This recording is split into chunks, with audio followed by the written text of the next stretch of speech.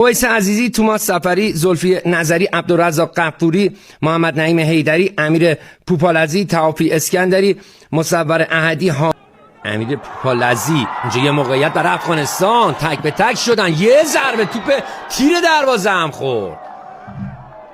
نزدیک دروازه تیم ملی کشورمون باز بشه. بازی ضد حمله دیگه، یه پاس پشت پا، آفساید هم نیست و گل. اینجا ببینید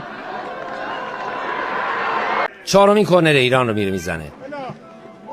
اونجا یه ضربه و گل. خیلی زود جبران شد.